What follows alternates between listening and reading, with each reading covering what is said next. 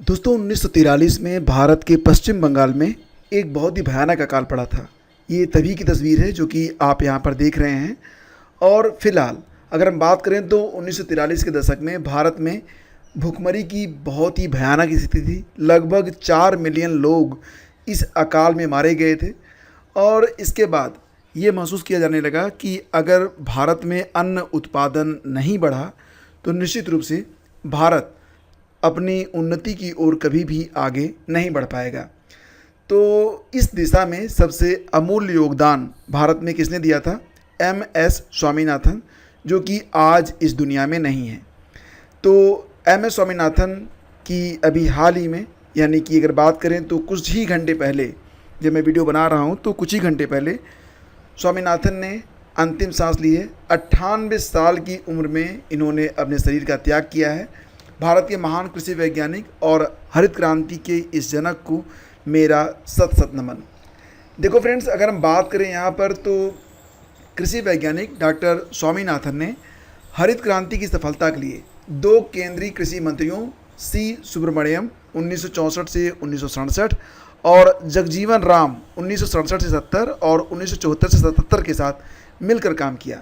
ये एक ऐसा प्रोग्राम था जिसमें केमिकल बायोलॉजिकल टेक्नोलॉजी के जरिए गेहूं और चावल की जो उत्पादकता थी उसको बढ़ाई गई। हरित क्रांति की वजह से भारत अनाज के क्षेत्र में आत्मनिर्भर बनने के रास्ते पर आगे बढ़ गया। हरित क्रांति की वजह से ही भारत की तस्वीर बदली। अपने जीवन में स्वामीनाथन को 3 पद्म अवार्ड मिले। जो इनको पहला पद्म अवार्ड मिला था वो 1972 में मिला था, 1972 में। तो भारत के महान कृषि वैज्ञानिक एम.एस. स्वामीनाथन का गुरुवार को निधन हो गया। तमिलनाडु की राजधानी चेन्नई में सुबह 11:20 पर उन्होंने अंतिम सांस ली। उनका जन्म हुआ था 7 अगस्त 1925 को। 98 साल तक जिए वो, और भारत में हरित क्रांति के जनक के रूप में अब अमर हो चुके हैं। तो स्वामीनाथन डिपार्टमेंट ऑफ एग्रीकल्चर के वैज्ञानिक थे। 1972 से लेकर 1979 तक Indian council of agricultural research के अध्यक्ष के तौर पर भी उन्होंने काम किया। कृषि क्षेत्र में उनके उल्लेखनीय योगदान के लिए भारत सरकार ने उन्हें पद्म भूषण पुरस्कार दिया था। हालांकि फ्रेंड्स, वो पहले पुलिस अफसर बनना चाहते थे, लेकिन फ़िलहाल उनकी तकदीर में कुछ और ही लिखा हुआ था, जिसकी वजह से वो कृषि वैज्ञानिक बन गए। अगर हम बात करें फ्रेंड्स यहाँ पर तो 1943 में भारत विश्व में सबसे अधिक खाद्य संकट से पीड़ित था। बंगाल में जब अकाल पड़ा तो 4 मिलियन लोग भूख से मारे गए।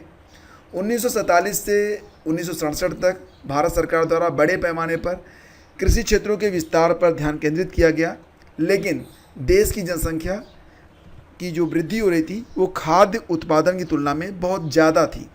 तो यहाँ पर हमको एक काफ़ी ज़बरदस्त वृद्धि हासिल करनी थी, और ये वृद्धि हरित क्रांति के तौर पर आई, जब मोटे तौर पर जो मोटा गेहूँ होता है ना, वही गेहूं जो है इसकी उत्पादकता जो थी वो बहुत ज़्यादा हो गई।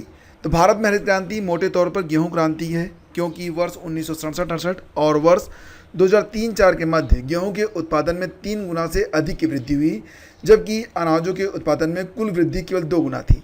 यानी कि सबसे ज़्यादा जो उत्पादित अन्न था वो गेहूँ था।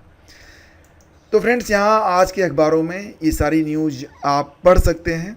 और फिलहाल भारत में हरित क्रांति के इस महान जनक को मेरा पुनः सत सत नमन। मिलते हैं आपसे अगले वीडियो में।